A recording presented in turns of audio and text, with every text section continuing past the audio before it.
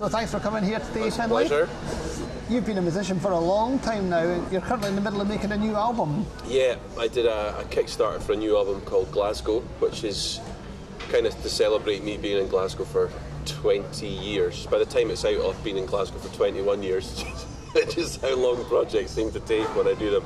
Yeah, so it's called Glasgow. I had another idea for another album, right? And I was talking, Boo Hurdine's producing this one, so I was talking to him and I was like, man, we're going to do this and we'll get a band and we'll do that. And he was like, oh, that sounds great. And I said, yeah, and I've got this other idea as well for one to go after it called Glasgow. And it'll be like really simple. And he was like, wait a minute, that sounds way better. That's just a better idea. So we went with that, and it's a mixture of my songs. I co-wrote a couple with Boo, like similar idea to the VIP. And then I've got some covers on it. So, which is something I haven't done since Back of the Moon, sung songs that aren't really my own. So what kind of covers? I'm doing a Blue Nile song, Emma Pollock song, which is quite cool because I just said, you don't have any songs about Glasgow, do you? She said, I've got this one about Strathbungo that I've not released, sort of just sitting around on a demo somewhere. It was perfect. So I've got that. What else did I do? Cod liver oil and the orange juice. I got told to learn that 21 years ago when I arrived in Glasgow, so I got around to it. Yeah, so just like a few covers. And when's it out? It's going to be out in October. A lot, but the Kickstarters get it sooner. And I might go on my Bandcamp page before that, but I don't know. I think I might, for the first time in my life, I might stick to the rules and just it'll only come out on that day. How did you start playing music? Piano lessons was probably but I mean there was always music in our house. So my mum was an opera singer, and a folk musician as well. So there was always music in our house, loads of music. Yeah. So piano lessons, which was an absolute disaster. Unfortunately, a poor piano teacher. I just wasn't interested really, and I didn't really like I still can't read music, and I think that was when it went wrong, was because I got a certain amount without being able to read. I managed, and then they realised I wasn't reading. I was just learning stuff off by heart and repeating it back. So that was the end of that. And then I think my folks were a bit upset that I wasn't doing any music, and then the Feish came along. Mum and a few other people in our local area set up Feish Spey, and that was when it all went off really. It kind of came at the perfect time. I got into playing the guitar, I got into playing the bowrin mostly, and I just got into music, and I was listening to much more music then. And then one of the big moments, I guess, was when I went to, they had a sort of inter-Feish, right? And there was people from all over. In fact, I shared a room with Angus MacPhail. And so that was like the first time I met him, and I was maybe 14 or 15. And we met these people who were at Feishes all over Scotland, and we were all kind of the older ones at the Feish at that time. Very sensibly, I think Feish and Gaelic thought we're losing people when they're like 14, 15, so we need to keep them. So we'll organise this sort of senior Feish, and it was Dougie Pincock, Ishbel McCaskill and Jim Hunter that ran it. And that was the first time I think I ever sang in front of anybody that wasn't maybe my mum and dad. And that was like a huge confidence boost. I mean, I remember Dougie Pincock being like, I was like a bowrin player, that's what I did. I didn't play guitar or anything like that, and it was just this funny moment of him going, like, what are you doing playing the bowrin? Like, you need to learn to play the guitar and sing. And like Jim and Ishbel McCaskill being like, yeah, just never play that instrument ever again. So that's what I did. I wasn't a very good bowrin player. I was enthusiastic. You were one of the first intake of the Royal Scottish Academy of Music and Drama, as it was then called. Mm-hmm. That was great. I thought it was going to be a 3-year Feish. I was wrong. It was good, it was great, and I made some really good friends, and that's where I met my wife. I moved down from Grantown, 14th floor of the Red Road Flats in Springburn. That was our halls. I met loads of cool people, and it was great. The course at that point didn't really live up to my expectations, but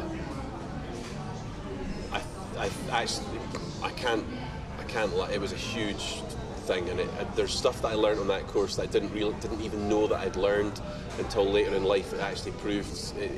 I think it was way better than I thought it was, but like way better. Like I'd quite like to go back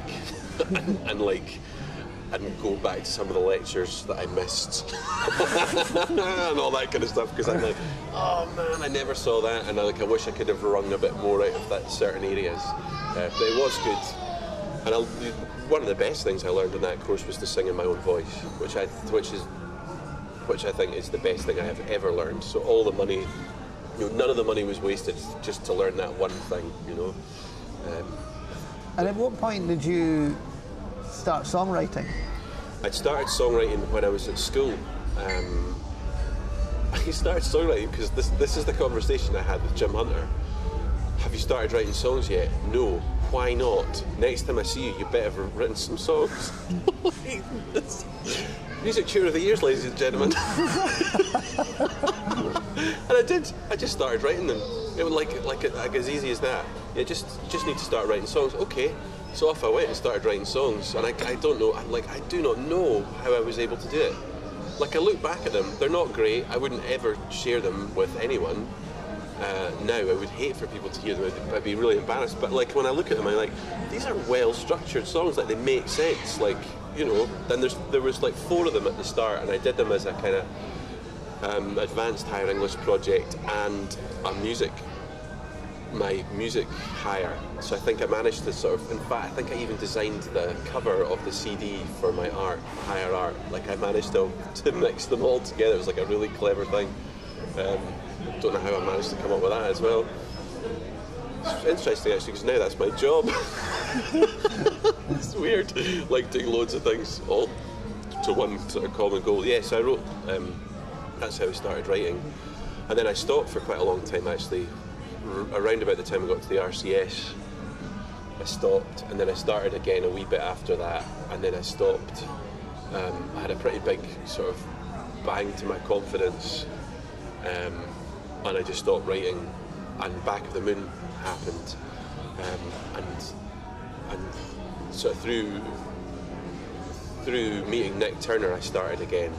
He was like, have you been writing any songs? And I was like, no. He said, I should come up to Watercolour and maybe we can write some songs, So I was like, I don't know if I should do this. I was talking to Jim Hunter, and I was like, yeah, he sort of said if I should come up and write some songs.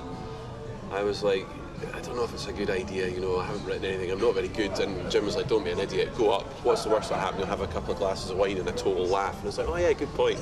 Anyway, the first night we write 3 songs. So I think I came back from that first writing session at Watercolour Music, I think it's 6 songs, 4 finished and 2 as like in pretty good nick.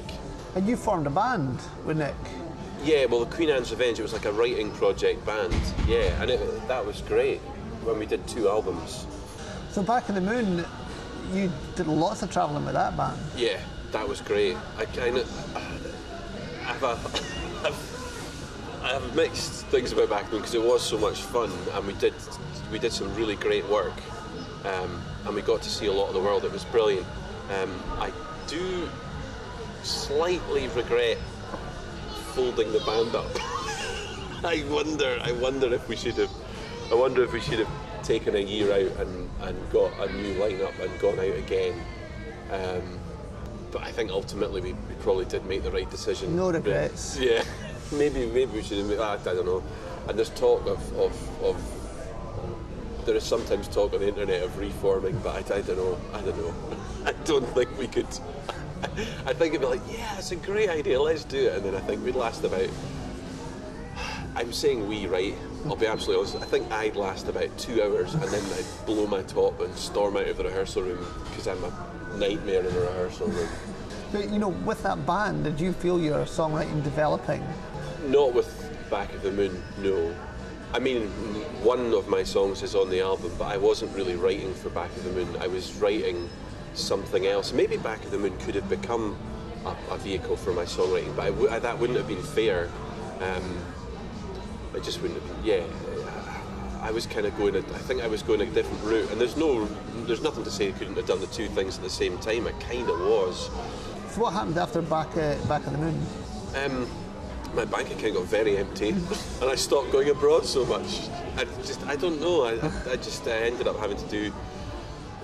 taking on a lot of teaching stuff, which at that point I treated with very little respect, and I didn't really enjoy very much.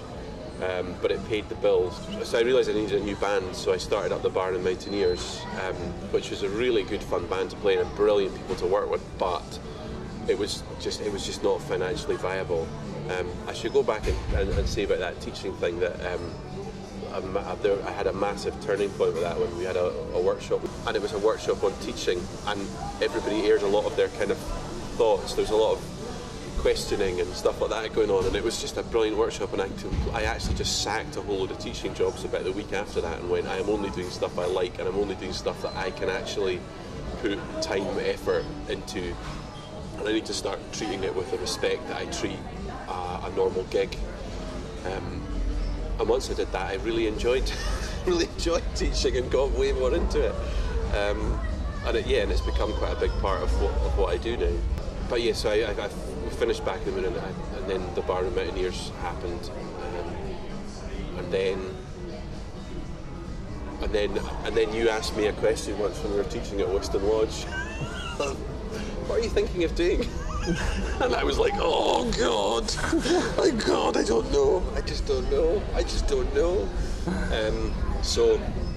And that's when I applied for the Creative Scotland funding, and and here we are. That was amazing. What came out of that, really. Tell us about that application and the process. The torture of filling out that application form and you and Percy helping me through it, that was like literally carrying me through the whole thing was brilliant. And then so I wanted to do like a songwriting thing, and I think that's what I came to you with. I want to do like a songwriting thing, and you were like, why don't you apply for this mentoring funding and get a mentor? And then I had to think of who it was going to be, and I thought of a lot of people and I contacted a lot of people, but I just kept, it didn't work, or I got absolutely no response from them at all. And then I was talking to Gillian one night, and she said, what about Boo Hewerdine? You really like his songs, you used to listen to him all the time.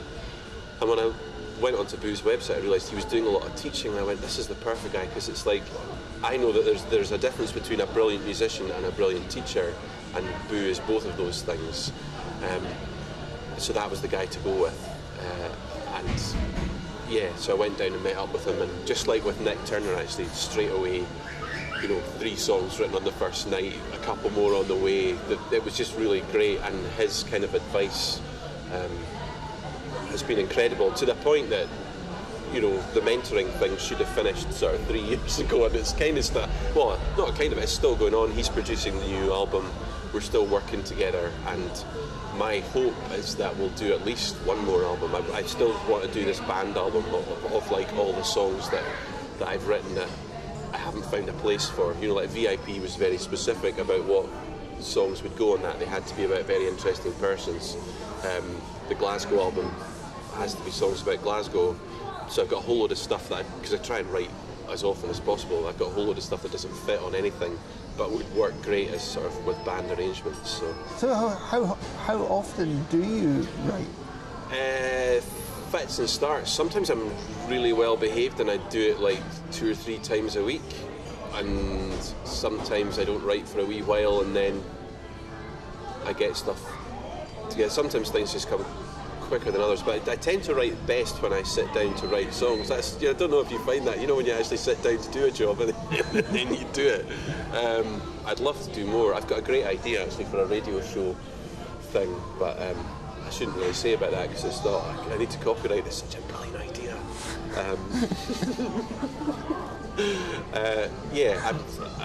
I try and write as often as I can. I love to get co-writes in, but that's proving to be harder than I thought it would be, just finding time. But people are starting to ask me now, would you be up for writing with me, which is great. And I love doing that. It's my favourite thing. I'm way better writing with somebody else than I am writing on my own. I know that for a fact. Mm-hmm. So last year you started the Glasgow Songwriting Festival. Yeah, that was it was another one of my ideas that I have. But this was one when I was like, no, I'm gonna do this. Like, how hard can it be? And then, how hard can it be? Actually, it was a lot easier than I thought it would be. I kind of had a lot of the stuff set up already, a lot of the sort of the systems in place, so I was quite lucky that way.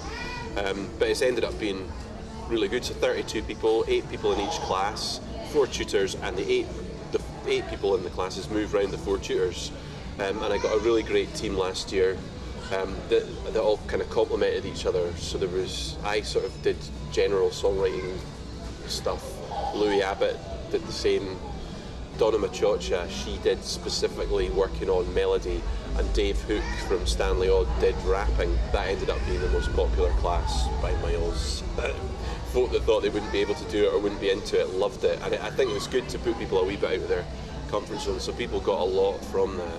And then this year I've got Corinne Pollard, Emma Pollock and Jim Hunter are the 3, and me are the 4 tutors. And there's only 10 places left on the thing, and if you don't get booked in with your paid your deposit by the 18th of June, it costs quite a bit more money, so you want to get in there early, people. And of course you've also been doing a little bit of stand-up comedy. Yes. Yeah, I've been doing a bit. What made you want to do that?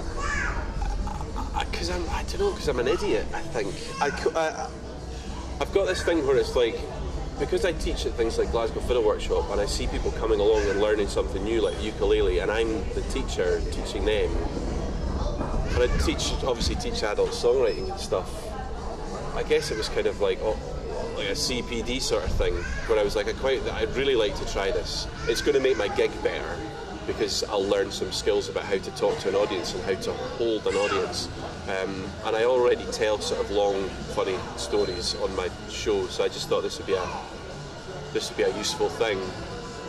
And it was great, and I met loads of great people. It's one of the best things I've ever done. It was an 8-week course at Strathclyde run by a comedian called Viv G, and it was an absolutely fantastic course. Truly one of the best things I've ever done, and it was really scary, really, really scary. And the only difference between that and my gig is that you don't hold a guitar in your hand. But that's the only difference. It's only 5 minutes, but it's the longest 5 minutes of your life and a massive rush. It was great, and it was just really nice hanging out with all these funny people. You know, it's sort of torturous, but when you get it right, it's so good. And there's so many amazing comedians in Glasgow and Edinburgh. It's bonkers. Like folk that you don't see usually. Like I've heard and seen some of the funniest things I've ever seen in my life, you know. And it's just like some guy that lives in Glasgow. How did I miss this? This huge scene that's operating at the same time as the music scene. You know?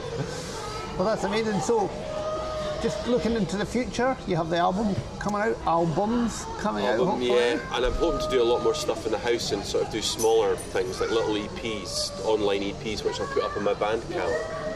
I've been looking at loads of the guys that are in the kind of hip hop scene, and they put out so much stuff, and I feel like so lazy compared to those guys, and their music's brilliant. So I'm going to start doing a bit more sort of. Who's it called? Is it David Bogdanovich, the director of Fast and Dirty? You know, just like make some music, put it out. It doesn't have to be. It's not a proper, real album release, but just put some stuff out there that people can buy in between albums. So I'm wanting to start doing a bit more of that. Well, that's fantastic. Thanks very much, Findlay. Oh, thank you.